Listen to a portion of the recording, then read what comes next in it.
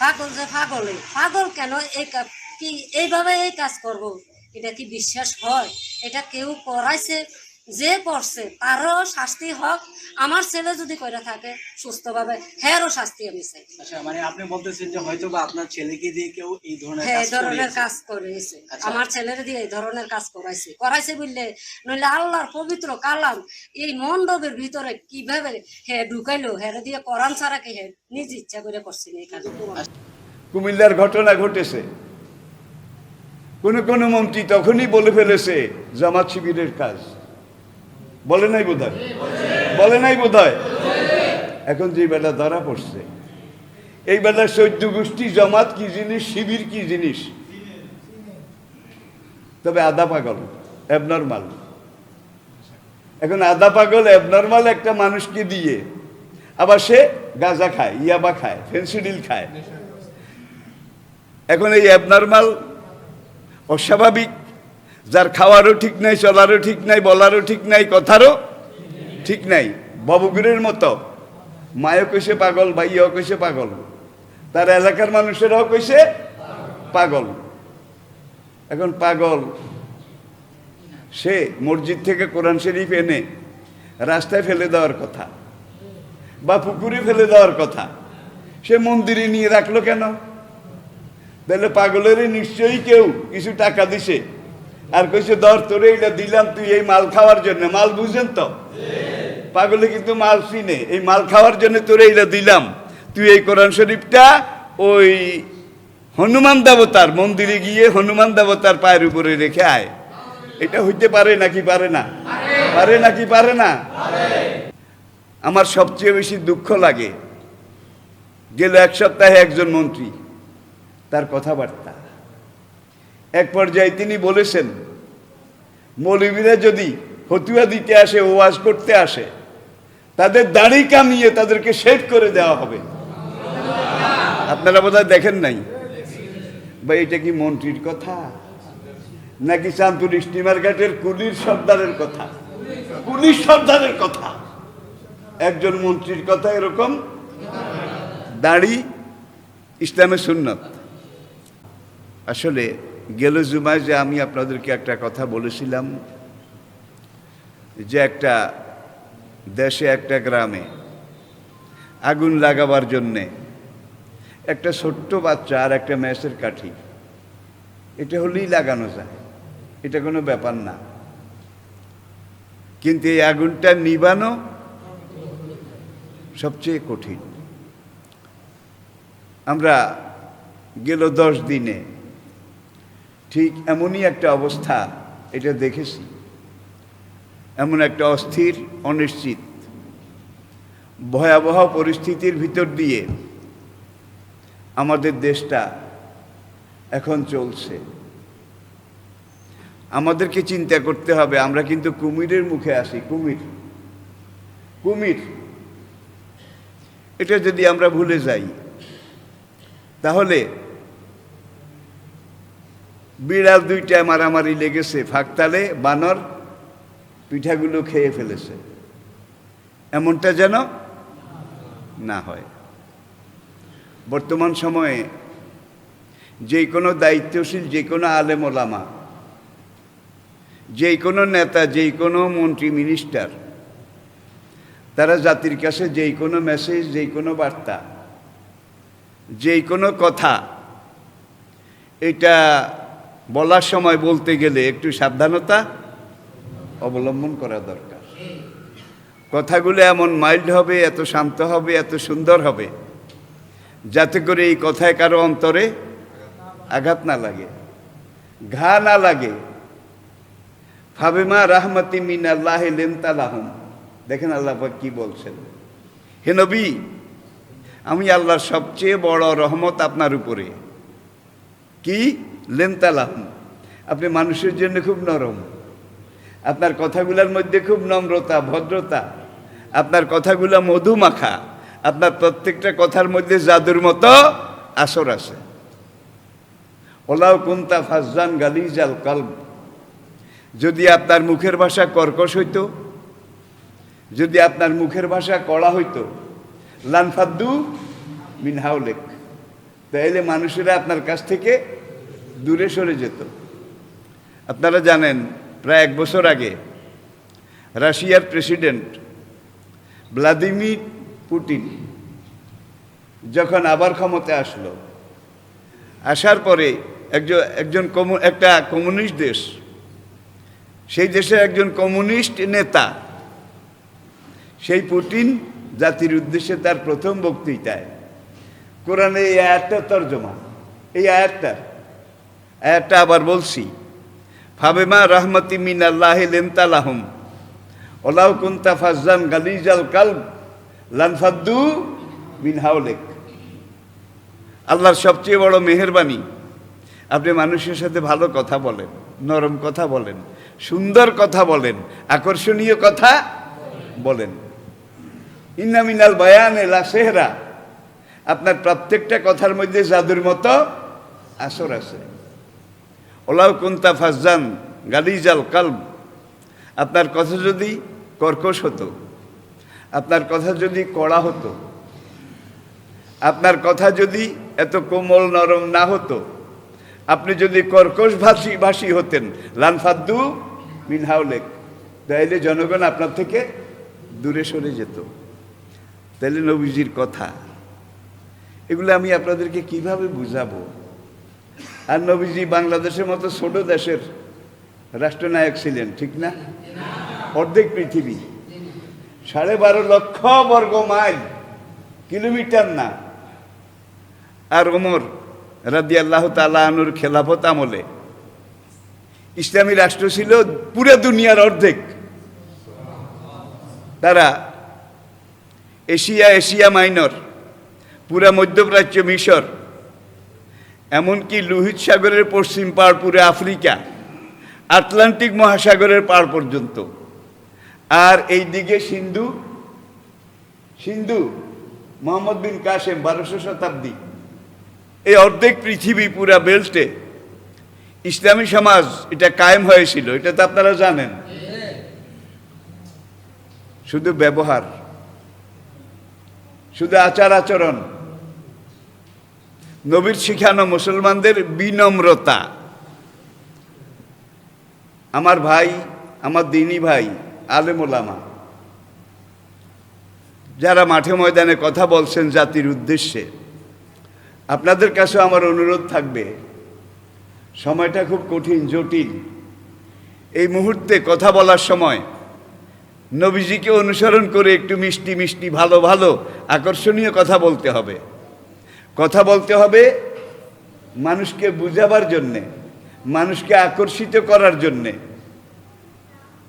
আর এখানে আরেকটা জিনিস, দেশের যারা মন্ত্রী মিনিস্টার, তারা কিন্তু আলেমদের চাইতেও দেশের বড় মুরব্বী।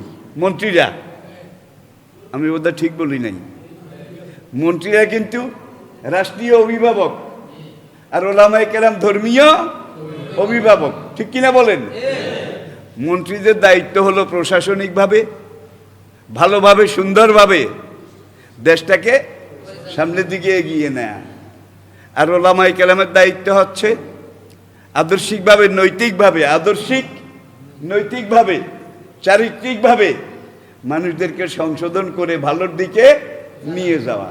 আবার বলছি, আই রিপিট, সরকার এবং সরকারের মন্ত্রী, তাদের দায়িত্ব হচ্ছে প্রশাসনিকভাবে জাতিকে ভালো কথা, ভালো আচরণ, ভালো ব্যবহার, এগুলো দিয়ে সামনের দিকে এগিয়ে নেওয়া।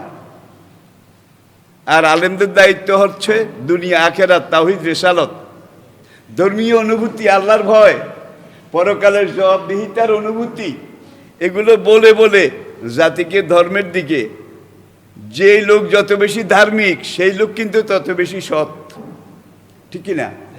এই যে বাংলাদেশের লক্ষ লক্ষ লক্ষ লক্ষ কোটি টাকা বিদেশে গত এক যুগে চলে গেছে, এই টাকা যারা নিচে আলেম কয়জন আছে?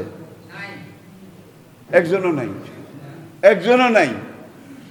তাহলে জাতির এই টাকা পয়সা, এগুলো কিন্তু আমাদের সবার কাছে আমানত। এই আমানত সংরক্ষণ করা, পাহারা দেওয়া, প্রশাসনিকভাবে, রাষ্ট্রীয়ভাবে, মন্ত্রী মিনিস্টার আমলা প্রশাসনের সাথে যারা জড়িত তাদের উপরে, আর নৈতিকভাবে এগুলাকে রক্ষা করা, হেফাজত করা, আমানতদার হওয়া, এটা শিখানোর দায়িত্ব পালন করে ওলামায়ে কেরাম। তাইলে দুই দিক থেকে দুই রকমের কাজ, আলেমরা নৈতিক আর মন্ত্রীরা প্রশাসনিক। আমার সবচেয়ে বেশি দুঃখ লাগে, গেল এক সপ্তাহে একজন মন্ত্রী, তার কথাবার্তা, এক পর্যায়ে তিনি বলেছেন মৌলবীরা যদি ফতুয়া দিতে আসে, ওয়াজ করতে আসে, তাদের দাড়ি কামিয়ে তাদেরকে শেভ করে দেওয়া হবে। আপনারা বোধহয় দেখেন নাই ভাই, এটা কি মন্ত্রীর কথা নাকি চাঁদপুর স্টিমার ঘাটের কুলির সর্দারের কথা? কুলির সর্দারের কথা, একজন মন্ত্রীর কথা এরকম। দাড়ি ইসলামের সুন্নত, এখানে সুন্নতটা কিন্তু ওয়াজিব। দাড়ি কাটা হারাম, রাখা ওয়াজিব। দাড়ি শুধু আমাদের নবীর সুন্নত নয়, আদম থেকে আমাদের নবী পর্যন্ত সকল আম্বিয়া কেরামের দাড়ি ছিল। তাহলে দাড়িটা হলো মিন সুনানিল আম্বিয়া, সব আম্বিয়া কেরামের সুন্নত। যে দেশের 90 জন শতকরা মুসলমান, যারা দাড়ি রাখে না, রাখতে পারে না, তারা কিন্তু সমাজের কাছে একটু ছোট। যত নিয়োগ, আরে আমি দাড়িটা রাখতে পারলাম না, সে একটু নিজকে ছোট মনে করে, ঠিক কিনা বলেন? এখন একজন মন্ত্রী যদি বলে যে মৌলবীরা ফতুয়া দিতে আসলে, ওয়াজ করতে আসলে তাদের দাড়ি কামিয়ে ফেলা হবে, তাহলে বুঝেন কেমন মন্ত্রী। বেচারার মাথার উপরের মাল একটাও নাই। উপরের মাল চিনেন? উপরের মাল নাই। বরিশাল পটুয়াখালীর একটা কথা আছে, মাছের মধ্যে পোমা, গাছের মধ্যে গোমা, মানুষের মধ্যে যার মাথায় নাই রোমা। কি? গাছের মধ্যে গোমা, মাছের মধ্যে পোমা, মানুষের মধ্যে যার মাথায় নাই রোমা। রোমা বুঝেন তো? চুল। আমরা আসলে দুঃখিত, আমি মন্ত্রী মহোদয়ের নাম বলছি না।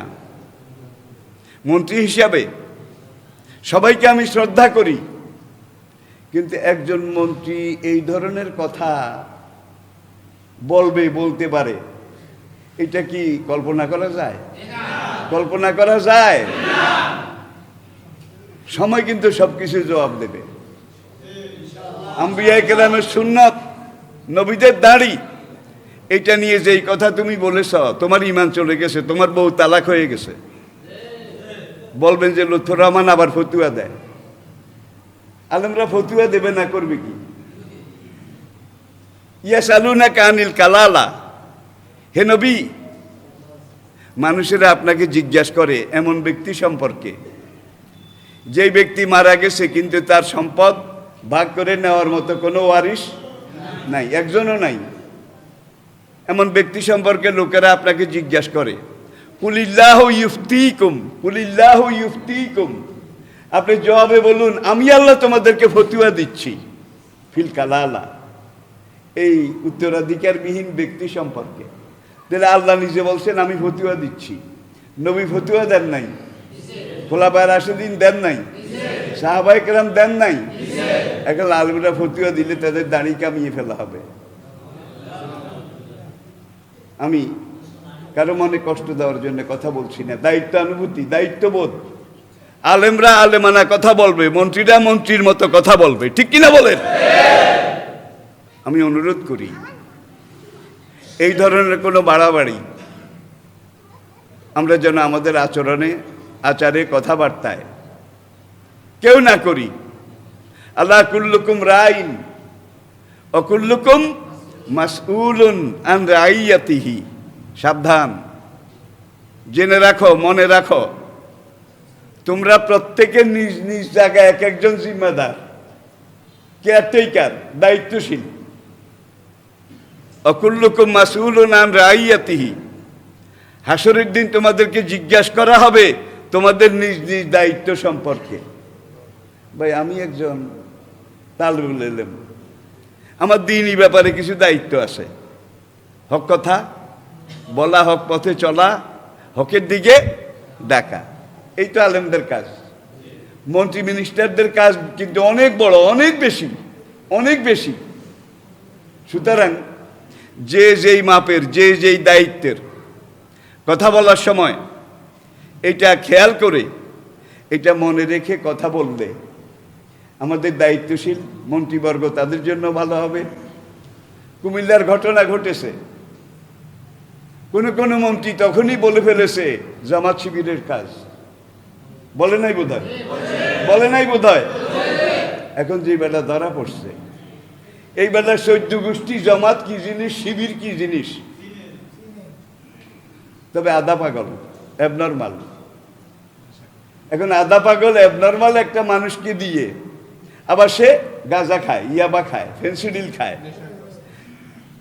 এখন এই অ্যাবনর্মাল, অস্বাভাবিক, যার খাওয়ারও ঠিক নাই, চলারও ঠিক নাই, বলারও ঠিক নাই, কথারও ঠিক নাই, ববগুরের মতো মায়ও কইছে পাগল, ভাইয়াও কইছে পাগল, তার এলাকার মানুষেরাও কইছে পাগল। এখন পাগল সে মসজিদ থেকে কোরআন শরীফ এনে রাস্তায় ফেলে দেওয়ার কথা বা পুকুরে ফেলে দেওয়ার কথা, সে মন্দিরে নিয়ে রাখলো কেন? তাহলে পাগলেরই নিশ্চয়ই কেউ কিছু টাকা দিছে আর কইছে ধর তোরে এটা দিলাম তুই এই মাল খাওয়ার জন্য। মাল বুঝেন তো, পাগলে কিন্তু মাল চিনে। এই মাল খাওয়ার জন্য তোরে এটা দিলাম, তুই এই কোরআন শরীফটা ওই হনুমান দেবতার মন্দিরে গিয়ে হনুমান দেবতার পায়ের উপরে রেখে আয়। এটা হইতে পারে নাকি পারে না? পারে নাকি পারে না? এখন আপনি ঘটনা ঘটলেই বিচারের আগে যদি রায় দিয়ে দেন অমুকে করেছে, তাহলে সেখানে আর ন্যায় বিচার হওয়ার, সমাধান করার কোনো পথ থাকে না। এই কথা আদম আলী, কদম আলী, কোব্বাদ আলী তারা বললে চলে। কোনো মন্ত্রী, কোনো দায়িত্বশীল যদি এরকম কথা বলে, সেই দেশে কিন্তু ন্যায় বিচার এটা প্রতিষ্ঠিত হওয়া সবচেয়ে কঠিন। আসলে আমি নিজেও খুব ক্লান্ত, আপনারা বুঝতে পারছেন। আমি 1.5 ঘন্টার একটা বিদেশি আন্তর্জাতিক লাইভ শেষ করে এখন জুমায় আসছি। খুব কষ্ট করে আমি কথা বলছি, দিনের এই কথাগুলো।